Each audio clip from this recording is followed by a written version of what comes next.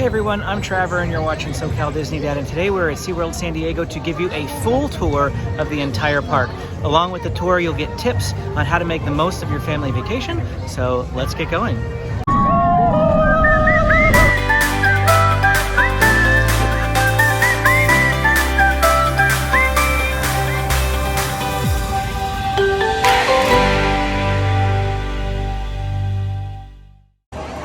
We're going to start off our tour at the park entrance. As soon as you come in, you are immediately greeted by these touch pools. These touch pools are really fun. There's a bunch of different kinds. We'll show you all of them. The ones immediately in the entrance are cleaner fish, and if you stick your hand in here, they all like swarm your hand.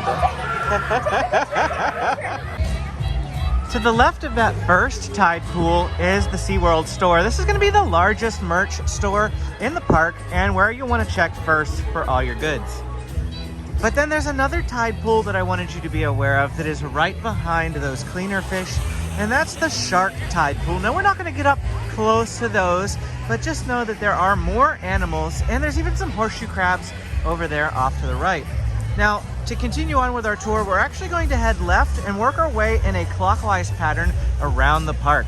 There is a food location right over here. It's just like, you know, pretzels and things like that. It's not a lunch location, but you can still get some snacks and nibblings over there.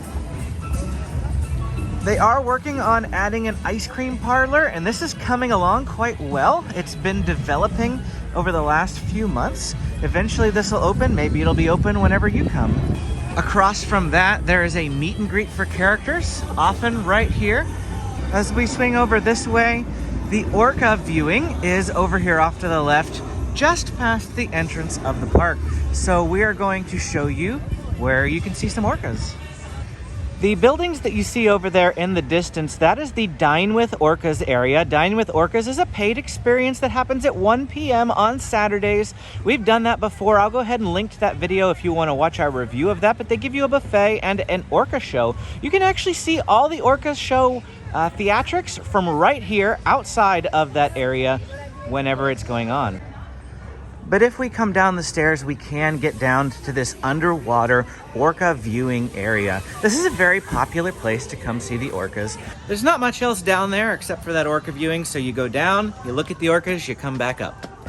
Right here at the orca viewing area is also where you'll find the entrance to Orca Encounter, which is the most famous of the shows here at SeaWorld. There is an entrance for it right over that way. There's another entrance as well. We'll show it to you in a minute.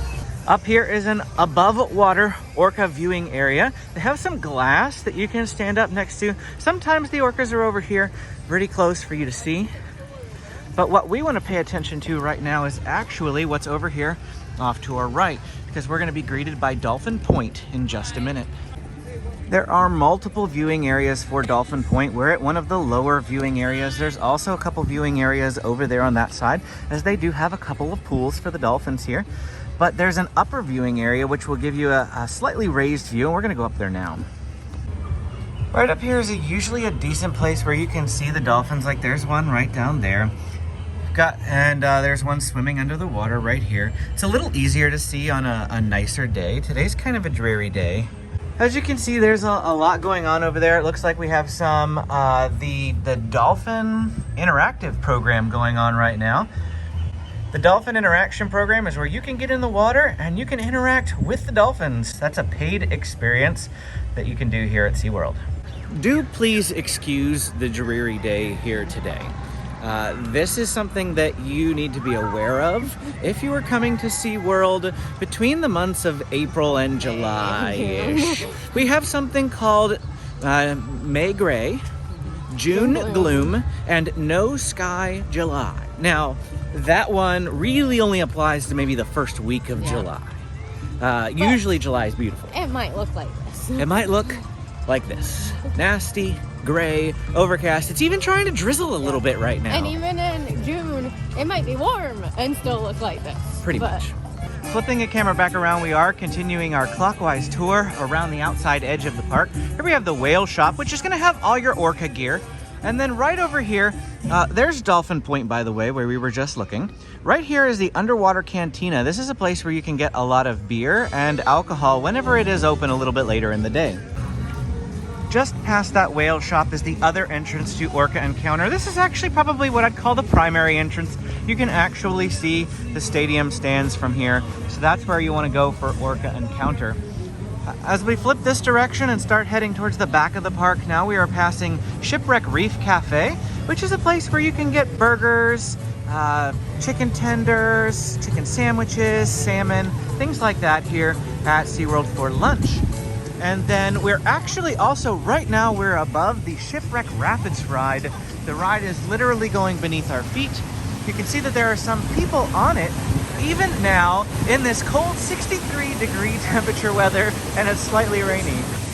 They do have this thing called a pearl factory here if you want to get a pearl. It's not currently open, but it might be open a little bit later in the day. And then there's a store at the end of Shipwreck Rapids. To our right are some dryers that if you do go on those Shipwreck Rapids, you can dry yourself out for a nominal fee. And then there's the sitting areas for Shipwreck Reef Cafe. Just giving you a walking tour here this morning, trying to show you what is here at SeaWorld San Diego. To my left are some more touch pools. You'll see this giant starfish statue right there. This is the starfish touch pool. You can go in there and you can see things like that and anemones and urchins and those sorts of things. There's also some mussels in there as well. There used to be an aquarium back there, but it's been closed for quite some time and I don't anticipate it reopening. You'll also notice Tidal Twister there in the background. Tidal Twister has some issues here at the park. Sometimes it's open, most of the time it's closed, just due to it breaking all the time. So don't expect it to be open, but if it is, you may consider riding it or not, because it's not that great of a ride. Also over here at the Bayside Amphitheater, there is nothing going on there anymore. In fact, this hasn't been in use since I've been coming to SeaWorld since 2018. I have never seen anything here. We have an outdoor sea turtle viewing area right here. You can come by and see those sea turtles swimming in the water. See if we can zoom in on some of them. They're mostly under. Oh, this one's about to come up. Maybe. Well, that's about as close as we're going to be able to see. There's also, over there, you can see some sea turtles from the Shipwreck Reef dining area on the other side of the Shipwreck Rapids ride. To be quite honest with you, there is not a whole lot in the back end of the park here outside of events. Now, during the Halloween season, they will have like a mermaid meet and greet right about here. They'll have a hay maze in right about here. And so they do have some things back here at that time of year. They do have a Surf's Up arcade. This is a small arcade that doesn't really get a lot of attention. They do have another arcade elsewhere in the park, and we'll show you that in just a little bit. Straight ahead is Manta, the back end of Manta. We're actually going to detour to the right, but ultimately we want to keep going that direction. But for the brief moment, we're going to swing off to our right and show you some more. We are heading up now at this point to the main portion of the Manta ride. Over to our left is a path that will take you to some flamingos. We will see them in just a little bit. But for right now, we want to go this way because there are some bat rays up here. Right here we do have the bat ray pool. This is a place where you can come in and you can see and you can pet those bat rays. If you want a bat ray to come up nice and close to you when it is open, they do have this building here off to the right, which allows you to buy some bat ray food. You stick the food between your fingers and they come over top of your hand and like vacuum it up. It's a really neat experience that you should definitely consider checking out. Right behind there is another gift shop. This is the gift shop for Manta, and you walk through here on your way out of the ride. Something you may not know is that there is actually an aquarium underneath the Manta ride. If you are going to ride Manta, you absolutely will pass by these tanks and you will see them. However, even if you're not riding Manta, they do have this separate viewing area where you can come in here and you can take a look at some fish. Look, there's even a bat ray up there. Look at this guy. Wow. Hello there. That guy's like on River Monsters. That guy looks good. We've backtracked now to that point in the fork where we turned right towards Manta. Now we are turning left, going towards the outside of the park. Over to our left is the Waterfront Area, which currently has construction walls in front of it, but this is frequently open in the fall, maybe even in the summertime. They have lounge chairs over there, and they have sometimes live music that you can enjoy on the waterfront, which overlooks Mission Bay. Over here next to it is the Bayside Skyride. This is a Von Roll Skylift type ride that costs $6 per person, or it's free for pass holders here at SeaWorld. It just goes out over the bay and back. It doesn't connect you anywhere, but it is something fun to do. Once again, there's not a whole lot going on back this direction, so we'll catch up with you once we find something to show you. We are on the other side of Manta at this point, where you can find these flamingos. They're fun to watch. They have quite a personality, but be aware they do stink. If we flip around, we're gonna head down this direction first, and we are gonna go check out Mission Bay Theater. Mission Bay Theater is located back here on Mission Bay. They currently do not have any performances going on at Mission Bay Theater, but they do occasionally have shows in here, usually very kid-themed. You'll be able to find the times on the board that I just showed you, but this is the location at the far, far back of the park. Right behind that is this blue building that used to have an aquarium, but this is yet another aquarium that has gone by the wayside, and I have not seen it in quite a few years. Now back up here by the flamingos, right over here is an entrance to Sea Lions Live. Here is the primary entrance to the Sea Lion and Otter Amphitheater right here. But straight across from that is the Sea Lion exhibit. There's also some seals over here as well. There is one of those harbor seals right there. And this nice waterfall. If we continue walking around here, you see this small building off to our right. That's a location where you can purchase food to feed the sea lions for about the same fee as feeding the bat rays. It's a fun experience to do. I also recommend that as well. Here's a guy right up here towards the top who is itching for some food. When you exit the Sea Lion area, if you turn left, you're gonna head this direction past another Pearl Factory booth. This one does happen to be open. We're also gonna have another food market up here off to our left, and this is just another refreshment center. It's not a full-on location where you're gonna get food. There is a lot to talk about in this area right here, so let's get into it. As we step into this space, the first thing that you're gonna notice is that straight ahead is Discovery's Toy Store. And that is a place that you can go in and try to find some merch. There's also some seats for you to eat your food. Straight ahead of us is another gift shop that is the exit of the sea turtle exhibit. We also have Shark Encounter right off here to our right. In Shark Encounter, you can find a lot of different types of sharks and fish, but there's also the main attraction in there is this tunnel that allows you to walk on a conveyor belt underneath the water and see all these sharks swimming by you. There's also a gigantic grouper in there. You absolutely have to check it out. If you're coming to SeaWorld, be sure to go into Shark Encounter. It's one of my favorite exhibits here at SeaWorld. As you exit Shark Encounter, you're gonna be spit out right here facing Riptide Rescue. Riptide Rescue is a claw type ride. It's really, really fun. It looks kind of dizzying, but it is not that bad, I promise. I've only ridden it recently for the very first time, maybe 2 weeks ago. And since then I've ridden it twice. It is a lot tamer than I initially feared, so you can handle it, I promise. Right next to Shark Encounter is probably one of the most entertaining shows here at SeaWorld, and that is Dolphin Days, filled with high energy and thrilling action. We're gonna go check it out right now. A tip, if you're gonna go to any of the 3 shows here at SeaWorld, they do have 3 primary ones: Sea Lions Live, Dolphin Days, and Orca Encounter. The tip is to arrive at least 30 minutes ahead of time. We are walking in about 5 minutes before showtime, and take a look at this. Pretty much all the lower seating is completely filled. So if you want to get up close, or if you want to have a decent spot, you need to get here nice and early. At least 15 minutes beforehand, recommended up to 30 minutes beforehand, especially during the summer. If you're not in line like 15 minutes before the 30 minutes, you could be in a really, really bad spot or not even get a seat. The lines do fill up quite fast. here for Dolphin Days, especially out of any of the shows here at SeaWorld San Diego. Each of the shows here at SeaWorld have sections labeled soak zones. If you are sitting in a soak zone, there's a potential that you will get wet. Not necessarily guaranteed, but quite the potential that you will get wet by sitting in one of the soak zones, which are the seats that are closest to the water, as they do have features during the shows that involve the animals splashing the crowd.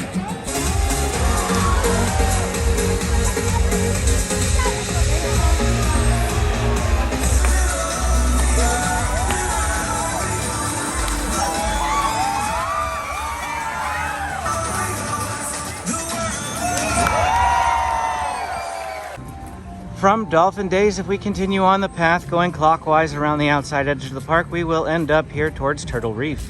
Turtle Reef only recently reopened after a long closure for refurbishment. Let's head in now and see if they've changed anything. Wow, this looks completely different.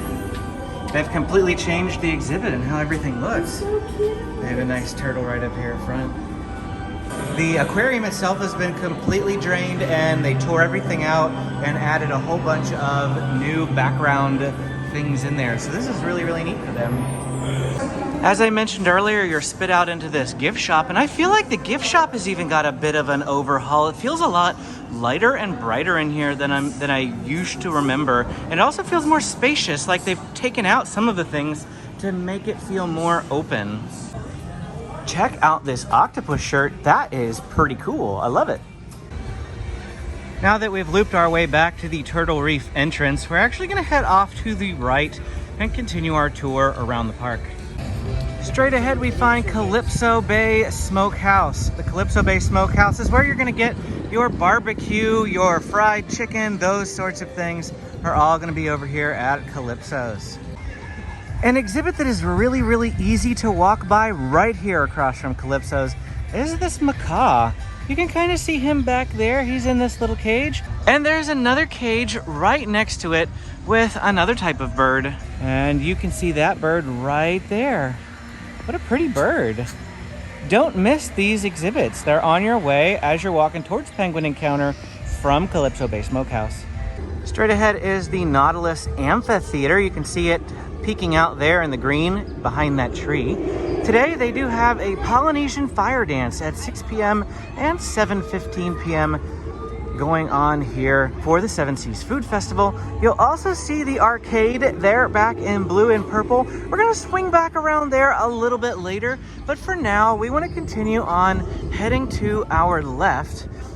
You'll see a bunch of Chinese red lanterns up here hanging.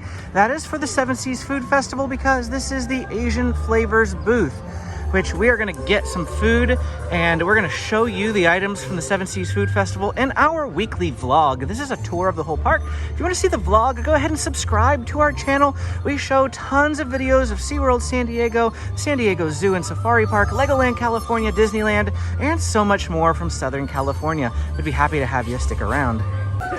The Seven Seas Food Festival is only available through the beginning of May. So if you're coming anytime after that, they will have some other event going on. I know the next one coming up is going to be Electric Ocean. That one usually lasts the whole summer, but there are no individual food booths like there are for the Seven Seas Food Festival. There's a lot to look at right here in this location. Over here off to our left, we do have the Penguin Encounter. If you go in there, you'll be able to see some penguins. But if you do not want to go inside for whatever reason, they do have some penguins out here, an outdoor viewing area for those penguins. You can enjoy them swimming around in the water here or up there on the rocks.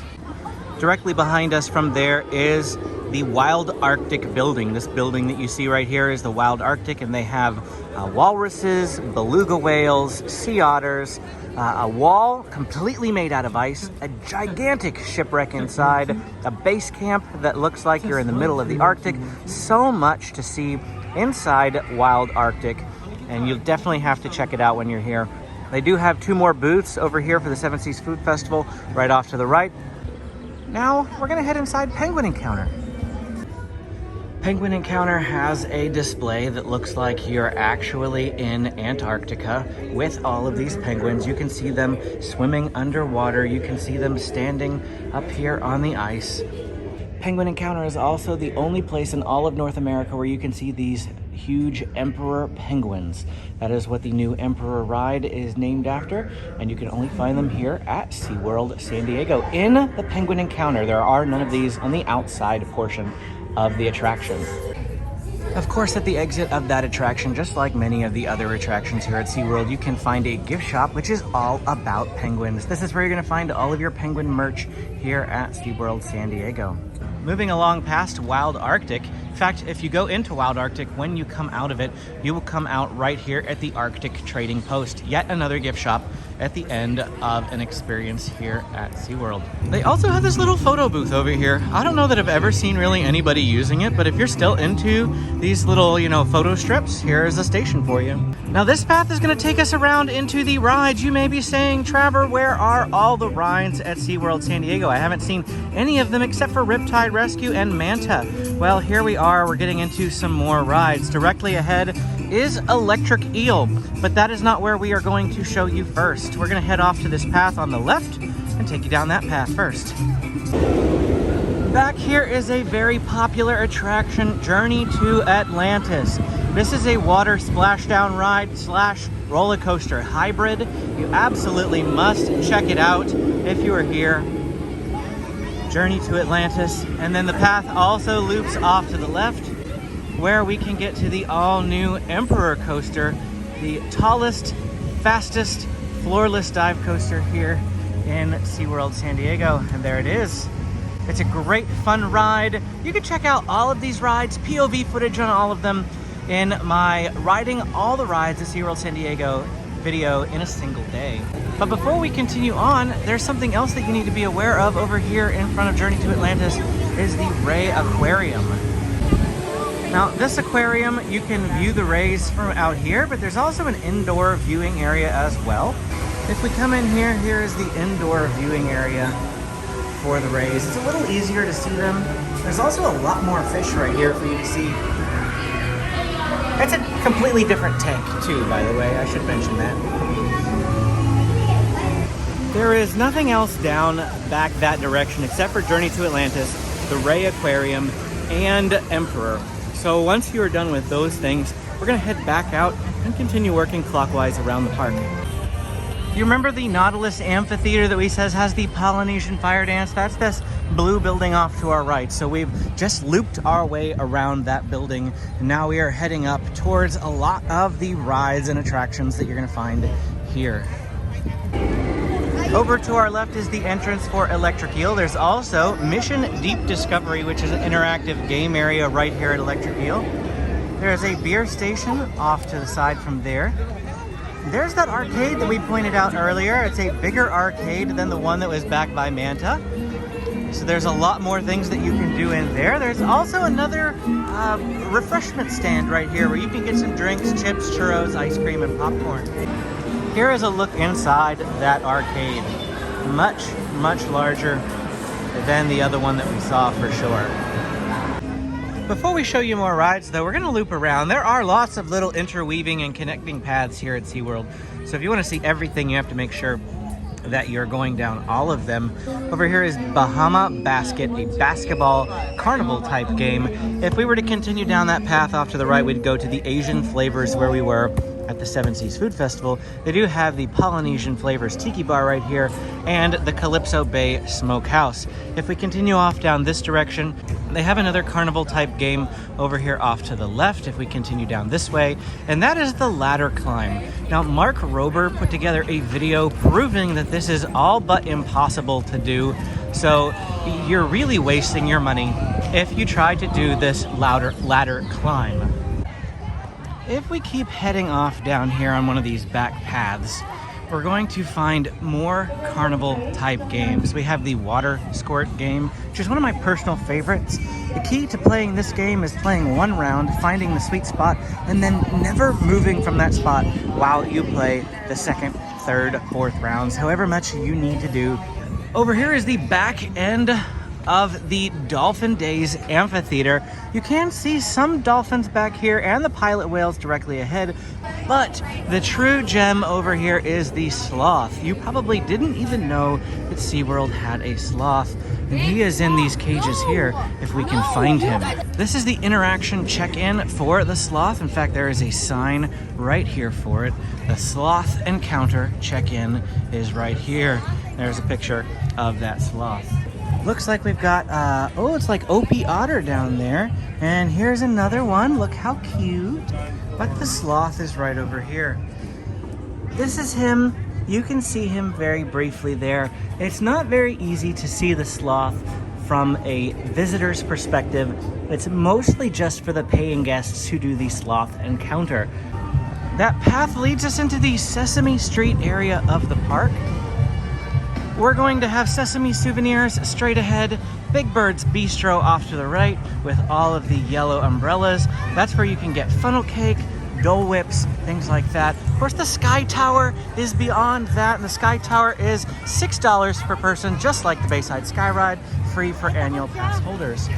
If we come in here, we're going to end up in the Sesame Bay of Play. There are 3 rides in this location. There's Abby Sea Star Spin, which is a Mad Tea Party teacups, spinning teacups type ride. We have Elmo's Flying Fish, which is a Dumbo style ride. And we have Oscar's Rocking Eel over here, which is a spinning vehicle type ride. We also have this water play area. Nobody's playing in the water today because it is really cold.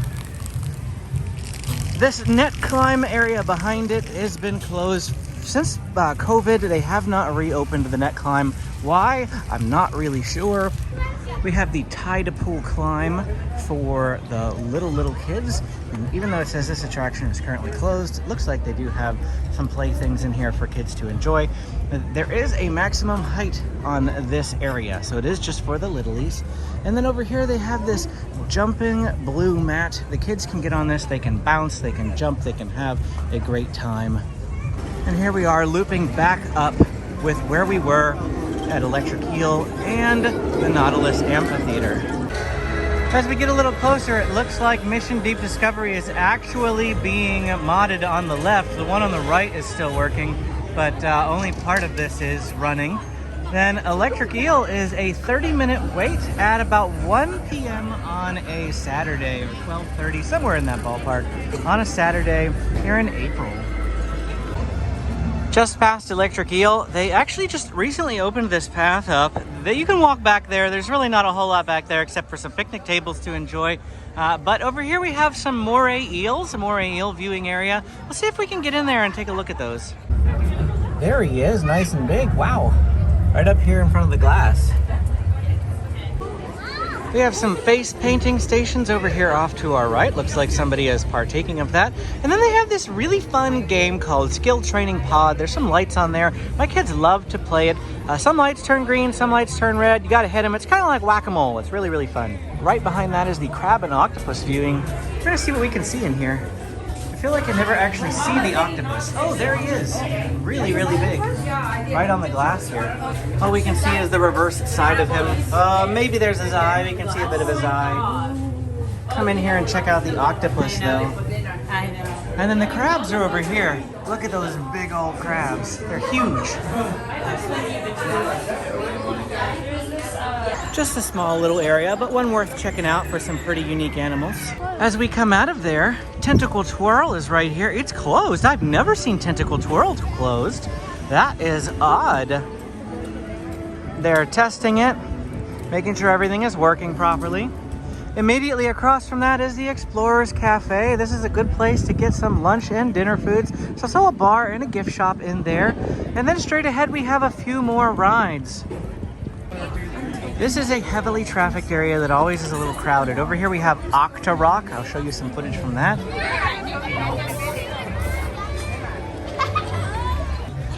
To our right is Aqua Scout. And this is like a minier Dumbo type ride that doesn't quite fly as high. And then we have Sea Dragon Drop, which is kind of like your regular tower drop ride. All 3 of those are in this tiny little, very, very cramped area that always feels just a little tight on space. As we move past the rides, we are going to enter this tunnel, which at night is awesome. The lights are going, the music is playing. The lights are going right now, as a matter of fact. You just can't really tell. But this is a very, very fun tunnel. Very cool place to be in the evening at SeaWorld. Exiting the light tunnel, we have the stroller rental. There's also wheelchair, scooter, those sorts of rentals over here. I can see the sign from here. It says ECV rental, $90. Also a $100 one. Stroller rentals, $25 for single, $30 for double, and $30 for a wheelchair. Now, if we head off this way, there's nothing over here right now, but during Electric Ocean, and especially during Howl Low Scream, there's gonna be lots of things going on back here. There'll be a big old display right here of whatever event is going on. They'll have the dance parties back here. They have the opening ceremonies for Howl Low Scream back here. They set them up with a big gigantic stage. They have food over here off to the right. And at Christmas, they'll have Santa's Village back this way. They use this area quite frequently for the different seasonal events that are going on at SeaWorld. But at this exact moment, there is nothing here. It doesn't mean you shouldn't check it out. If you're here in the summer, especially Electric Ocean will be going on. So it's worth coming back here just to see if anything is going on. Now we are back at the entrance to the park. You can see that yellow and red sign back there. That's the entrance where you scanned your ticket. Here we have Coral Market, which is a Starbucks. You can get some Starbucks drinks here. And then if we turn our way off to the right, we're actually going to head back towards that sky tower. There's still some more things over here I want to show you. Here we have some more snacks and foods that you can get. Looks like we have some Dippin' Dots ice cream. You can see those rides from Sesame Bay of Play on the other side of the wall there. But over here off to our left, we have a sound stage. You'll definitely want to check this out. They have different music and different events going on here at the different times of the year. This is at the base of that sky tower.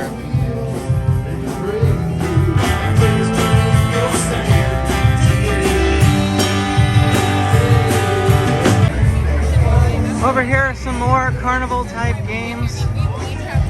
Lots and lots of fun for you to have here at SeaWorld.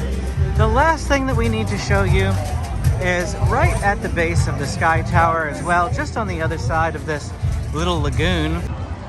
And that is this food location. Now this used to be Mama Stella's. If you've been to SeaWorld recently, you remember the Italian location, Mama Stella's. This has closed and is being rethemed as Hibisco, modern Mexican, opening soon. And it will have mobile order pickup by the looks of the little picture there off to the left. Just beyond that is another location that is coming soon, and that's Manta Pizza.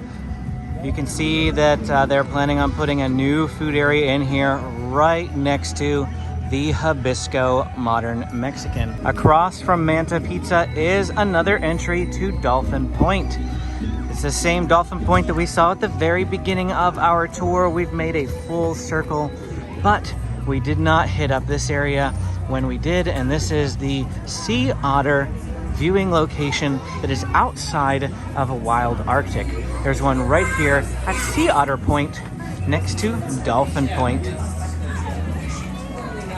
You can see one of them in there in that bucket enjoying some fun, and another one twirling in the water next to him. The path for Sea Otter Point wraps up around this direction. If you were to head off to the right, you would end up at that upper viewing area for Dolphin Point that we saw earlier. And if you head over here off to the left, you go towards that sound stage we were just near for the Seven Seas Food Festival and the base of the Sky Tower. Well, that concludes our tour of SeaWorld here for today. I hope you had a great time.